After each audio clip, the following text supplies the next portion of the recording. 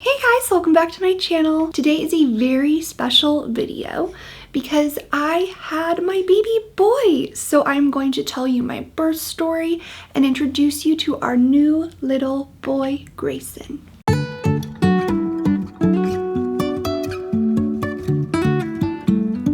So this is Grayson James Dakin. He was born Saturday, October 17th at 10:07 in the morning.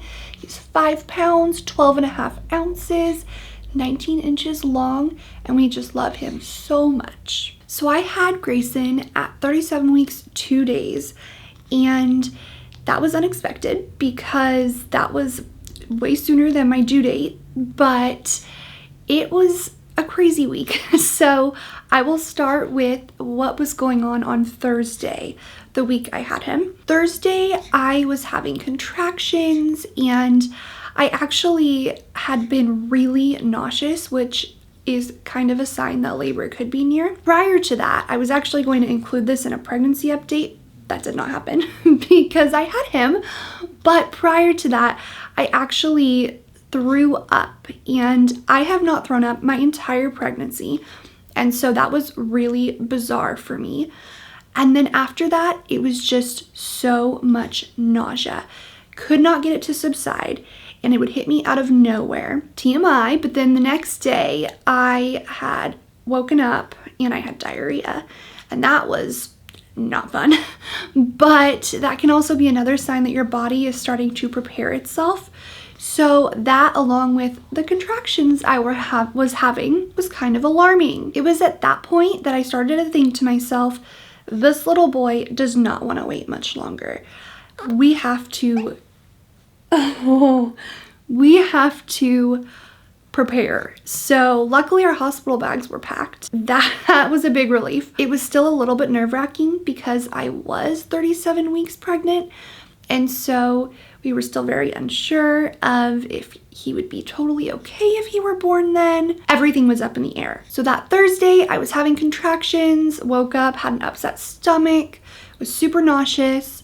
The contractions started to subside. They weren't super close together. I want to say by the end of the day, they were getting a little bit longer in frequency, but they were not close together. They were very infrequent, so it wasn't anything that we took as a red flag because I know contractions can last weeks before you go into labor. However, the next day I did have an OB appointment scheduled for that afternoon, and it was going to be my 37-week appointment. I thought I'll just mention this to my OB when I go. She had told me at the previous appointment she would not start checking me for dilation and effacement until 38 weeks. So I didn't think that she was going to check me. I just went into that thinking it was going to be a regular OB appointment and it wouldn't be anything out of the ordinary. That was until I started to feel like I was leaking fluid, and it didn't quite feel like I was peeing myself, but it was weird because I would feel like I had to go pee, and then there would still be fluid leaking out. And so I was talking to a friend, and I was talking to my sister-in-law and my mother-in-law and my mom, and asking them what that would feel like, if that's a sign of early labor. Is there a chance that my water could have broken and was slowly leaking? It was really concerning. It was especially concerning because my contractions were getting closer together and longer in frequency. The day before that in the morning, they were about 20 seconds. And then the next morning, they were a minute, a little bit longer than a minute. And so we were kind of thinking this might be leading to the real deal. So my husband and I made sure our bags were packed, and I kept trying to call my OB's office, but they were closed for lunch. So my appointment was at 2:50. And that whole morning / afternoon, I was just like riddled with nerves because one thing I was concerned about was that it was my amniotic fluid that was leaking, and there was a chance that I would go into full-blown labor very soon after that. I did not want to wait to the last minute to figure out what was going on. So we ended up just going to my appointment, and I literally walked in there, told them that I thought I was leaking fluid, and the receptionist was like, go to labor and delivery. So that really didn't last long. I literally walked in and I got back out to the car and I told my husband, we have to go to labor and delivery. And we both looked at each other like, holy crap, like what is going on? And so that was the start of the craziest weekend of our lives by far. Got to the hospital so full of nerves, trying to tell my family what was going on and keep people posted. Kevin dropped me off and I walked in and got checked in, and it was pretty quick that they got me into triage. However, it was a very long time that I waited in triage. The first thing that they did was they checked me to see if I was dilated and how effaced I was. And then they checked to see if I was leaking amniotic fluid. They'd use the strip to test, and they said it was negative. However, they said that that test is not always like indicative of the fact that you are leaking amniotic fluid, and they wanted to run more tests. And so they had me hooked up to the monitors so they could check the baby's heart rate, and they were checking my blood pressure constantly. It was so concerning because it was my first time really being in that kind of situation, and my husband was not able to be with me unless I was admitted because of COVID. So my poor husband is just waiting in the car in the parking lot, terrified because he doesn't know what's going on. After they did all those tests and they ruled out several different things that could be going on, they did tell me that my blood pressure was high and asked if I've had any issues with that during my pregnancy or even prior to pregnancy, which I have not. And so that was very weird for them to say that. I was like, that's not something that I have been aware of this whole time. It was something that really concerned them, especially because they had told me that my baby's birth weight was a little bit on the smaller side for his gestational age, and so that was something they were already monitoring me for. And so it was a very stressful day because I wasn't sure why they were saying my baby was measuring smaller when he had been ahead at the 33-week ultrasound, and I wasn't sure why my blood pressure was elevated. They started to consider the fact that I might have preeclampsia and wanted to test me for that. They did a blood test, which is no big deal because you get your blood drawn so many times during pregnancy. They also did a urine test, and I just assumed they were gonna have me go leave a urine sample in a cup just like I've done at all my OB appointments. No, they used a catheter, and that was my first time, I think, really truly experiencing that. That was really not fun. What was nice about it was that I didn't have to move because I was kind of like dizzy and nauseous, but it was so uncomfortable. At that point though, it was just kind of like another thing happening. Like they'd already checked me and there had been so many other things and monitors and needles and everything you can imagine. So at that point, it really wasn't that big of a shock anymore.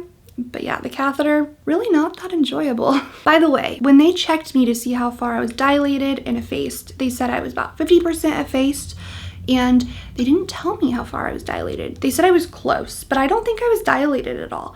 So that was the weird part about that whole thing, because I was having contractions and I thought that I was dilating, but I guess not. They told me that because of my blood pressure, they wanted to keep monitoring me, but if everything came back fine and it didn't show that I had preeclampsia, that they would send me home, and told me just to watch everything because it's just early labor. I have to say, the nurses in triage were seriously amazing. They were so good to me and they made me feel so comforted, especially because my husband couldn't be there. And so it was so nice to have people that were really like supportive and didn't make me feel stressed out or afraid. It was really, really comforting to have those nurses there. And the nurse that had been treating me that whole time came in and she said, well, you're going to have a baby. We're admitting you. You can imagine my shock because I was like, oh, what? I mean, I knew that there was a chance that could happen, but a big part of me really thought they were going to send me home. So when she said that, I was like, oh my gosh. It's a good thing our hospital bags are in the car and that they're fully packed because we are having a baby. So after that, we thought, okay, it'll be pretty quickly that we're admitted into a room and everything now. No, apparently it was baby time and there was a lot of people being admitted for deliveries. So we waited and we waited and waited. My husband even got to run home and grab a couple things and feed our dog. It was not about until like 11:30 that I got into a room, and as soon as they got me into a room, they explained that they were going to start me on Cervidil because they wanted to start getting me effaced and dilated. And then they said they would do Cervidil for 12 hours, wait an hour, and then start Pitocin because they wanted to continue to induce me. So update from earlier, I officially have been admitted because it was not actually my water leaking. However, they noticed that my blood pressure is elevated and it was not going down. And I have swelling in my feet and I've been getting headaches. And so they diagnosed me with pregnancy hypertension, or pregnancy-induced hypertension. I can't really think straight right now. And so they said, you are going to have a baby. So here we are.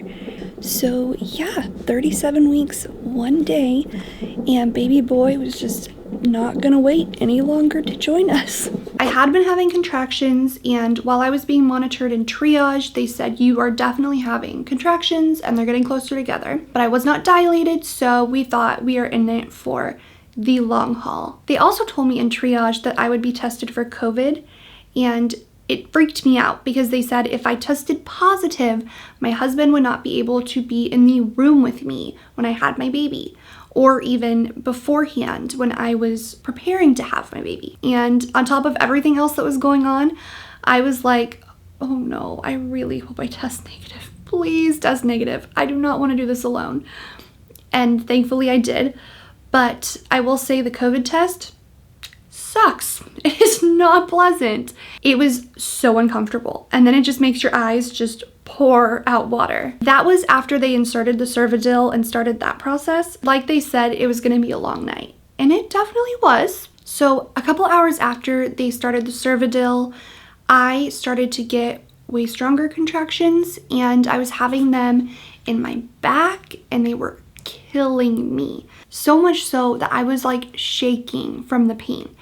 And I had to have my husband apply counter pressure to my back because I was just so miserable. After a while, I told the nurse that I was in a lot of pain, and she said, well, you still have quite some time before you can get an epidural, so do you want some Ambien to sleep? And I was like hesitant, but at that point, I just, I was like, I need to do something. So took Ambien. Unfortunately for me, I threw that up, and I actually threw up literally like every hour that night. I don't know if it was because of a combination of the pain and everything that was happening. My body was not having it.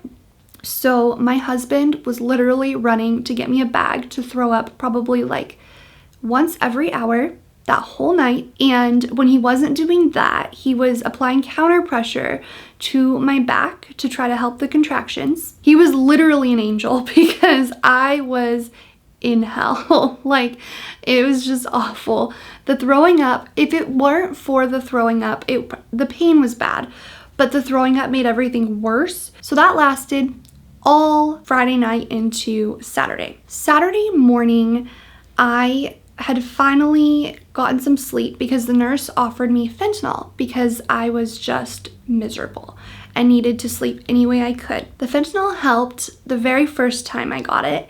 I was able to sleep maybe an hour, but then I woke up and threw up again. So it really wasn't as though any of the painkillers were working. So at 6:30 Saturday morning, they checked me and I was dilated to a 1. Not very far along, but my water had broken.